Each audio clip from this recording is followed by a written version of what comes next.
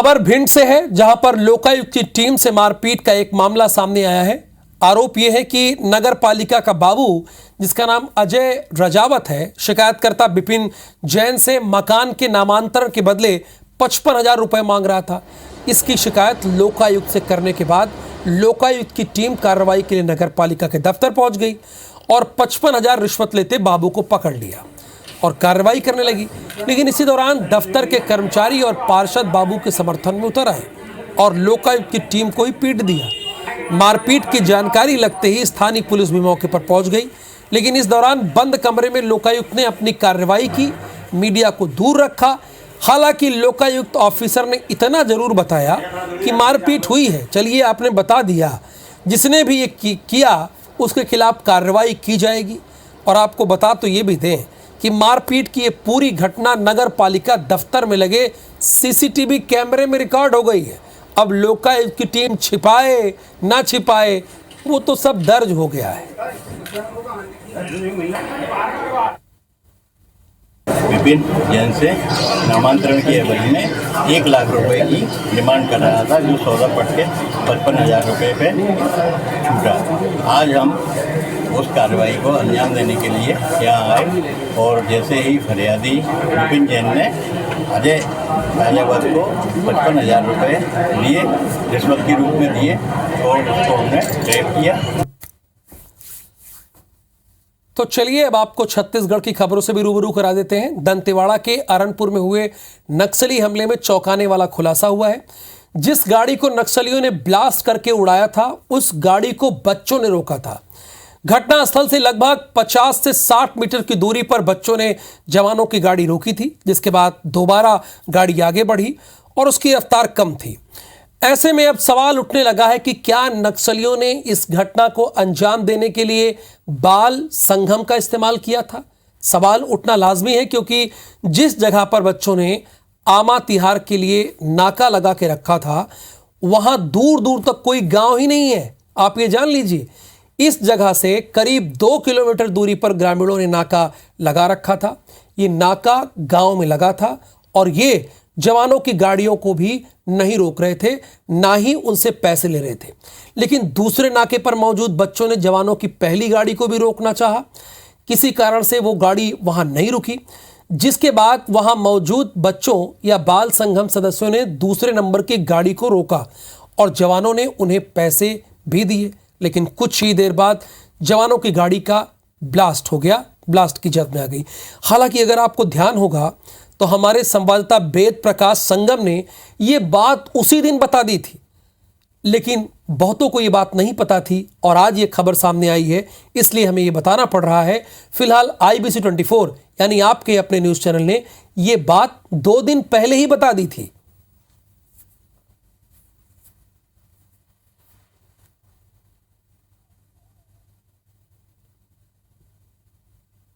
तो कितना पैसा ले रहे थे उस दिन गाड़ी में से? मतलब जितना जितना 5 रुपया 10 रुपया जितना भी देते थे उतना ले लेते थे।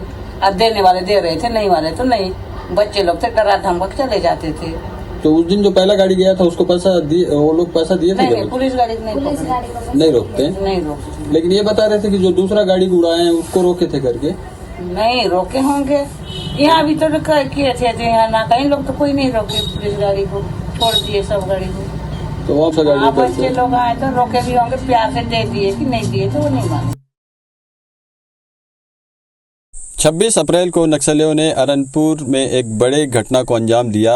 यहाँ नक्सलियों ने आईडी ब्लास्ट कर एक जवानों से भरी गाड़ी को उड़ाया था, जिसमें 10 जवान शहीद हो गए थे, एक ड्राइवर की भी मौत हो गई थी। लेकिन घटना के बारे में जो जानकारियाँ मिल रही हैं उसके मुताबिक इस जगह पर कुछ बच्चों ने उस गाड़ी को रोकी थी जो जवानों से भरी थी। आप ये अस्थायी बैरियर देख पा रहे हैं, हालांकि इसे अभी उखाड़ दिया गया। ये डंडा है, इसके साथ ही एक बांस को लगा करके जो गाड़ियां इस तरफ से आवाजाही कर रही थी, उन गाड़ियों को रोककर बच्चे उनसे चंदा के रूप में कुछ राशि ले रहे थे। इससे पहले एक गाड़ी जो निकल गई थी उसे भी बच्चों ने रोकने की कोशिश की, लेकिन वो गाड़ी यहाँ पर नहीं रुकी और उसके बाद जो दूसरे नंबर की गाड़ी थी वो गाड़ी को रोकने में बच्चे सफल रहे।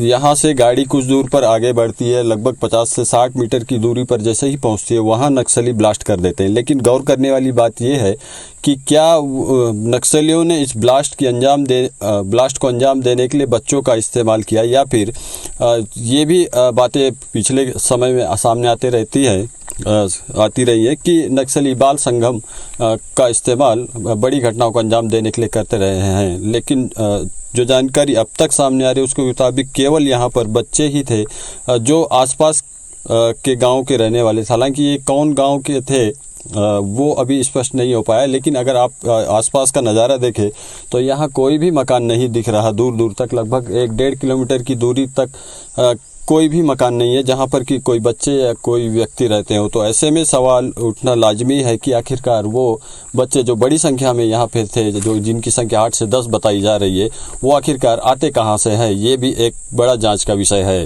इस समय घटनास्थल अरनपुर से मैं वेद प्रकाश संगम, IBC 24।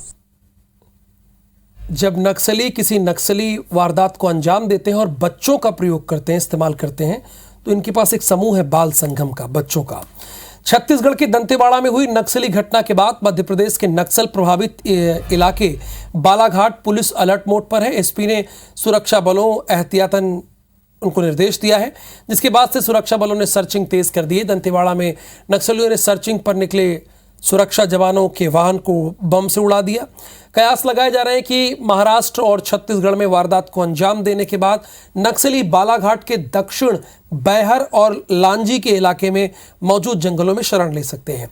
इसे देखते हुए एसपी ने सुरक्षा बलों को निर्देश दिया है कि वे खुद कैंप की सुरक्षा का खास ध्यान दें, साथ ही मूवमेंट के दौरान सुरक्षा नियमों का बहुत ध्यान दें।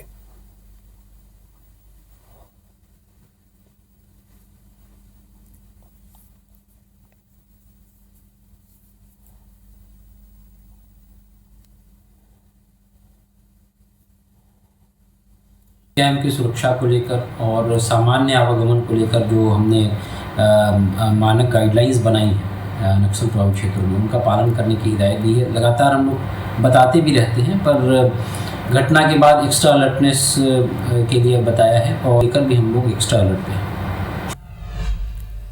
छत्तीसगढ़ में आरएसएस के पूर्व प्रांत प्रचारक और वर्तमान में आरएसएस के अखिल भारतीय स्तर पर धर्म जागरण का काम देख रहे राजेंद्र जी का एक बड़ा बयान आया है। नक्सल मुद्दे पर उन्होंने तत्कालीन बीजेपी की सरकार को घेरते हुए कहा कि 15 साल नक्सल समस्या को खत्म करने के लिए बहुत होता है, लेकिन जिस बिंदु पर काम करना था वो नहीं किया गया। वर्तमान सरकार भी नक्सल मुद्दे पर काम नहीं कर पाई। वहीं राजेंद्र जी के बयान को लेकर पीसीसी संचार प्रमुख सुशील आनंद शुक्ला ने तंज कस दिया है और कहा है कि आरएसएस पदाधिकारी के बयान से स्पष्ट है कि तत्कालीन बीजेपी सरकार ने नक्सलवाद खत्म करने की कोशिश नहीं की थी। 15 साल कोई कम नहीं होता है, लेकिन अलगाववाद, नक्सलवाद या जिस प्रकार का है, लग रहा है कि लगातार बना हुआ है। ये तो 5 साल में खत्म हो जाना चाहिए। सेना का फंड यहाँ नहीं आता, उनको शायद ये भी जानकारी नहीं है कि कोई फंड स्टेट को नहीं आता। कि सीआरपीएफ की और सेंट्रल पैरामिलिट्री फोर्सेस को डायरेक्ट एम्प्लॉयमेंट होता है। छत्तीसगढ़ में नक्सलवाद के बढ़ावे के लिए 15 साल की भारतीय जनता पार्टी की सरकार जिम्मेदार थी। आरएसएस की बैठक के वीडियो के सामने आने के बाद यह फिर से खुलासा हो गया कि छत्तीसगढ़ में भारतीय जनता पार्टी के नेताओं ने नक्सलवाद के नियंत्रण के लिए कभी भी कोई भी ठोस पहल नहीं उठाया, ठोस कदम नहीं उठाया। रमन सरकार इस मसले पर सिर्फ भ्रष्टाचार करते रहे। एक दूसरे को टोपी पहनाने से कुछ नहीं होगा, एक पेज पर आकर आप दोनों दलों को काम करना होगा। बहरहाल मुख्यमंत्री भूपेश बघेल धमतरी जिले के कुरूद विधानसभा के ग्राम सेमराबी में आयोजित भेंट मुलाकात कार्यक्रम में पहुंचे, जहां सबसे पहले उन्होंने ग्राम अंचलपुर स्थित गोबर पेंट उद्योग का गौठान का मुआयना किया। साथ ही यहां काम करने वाली स्वयं सहायता समूह की महिलाओं से चर्चा की। उन्होंने प्राचीन शिव मंदिर पहुंचकर पूजा पाठ भी की। इस दौरान मुख्यमंत्री बघेल ने कुरूद विधानसभा के विकास के लिए 82 करोड़ 39 लाख 5 हजार रुपए के 65 निर्माण कार्यों का लोकार्पण और शिलान्यास किया। सीएम भूपेश बघेल लगातार काम कर रहे हैं, भेंट मुलाकात के जरिए लोगों से मिल रहे हैं, विधानसभा वार लोगों तक पहुंच रहे हैं और लोगों की बुनियादी समस्याओं को जान रहे हैं, शिलान्यास कर रहे हैं, लोकार्पण कर रहे हैं।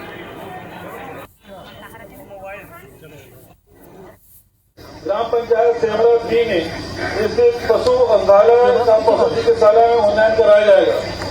नगर पंचायत बघारा में स्वामी आत्मानंद उत्कृष्ट अंग्रेजी माध्यम विद्यालय में विभिन्न निर्माण कराया जाएगा। ग्राम पंचायत जाता पार्क के अंतर्गत सिद्धि और कोर्रा में मुक्तिधाम का निर्माण कराया जाएगा।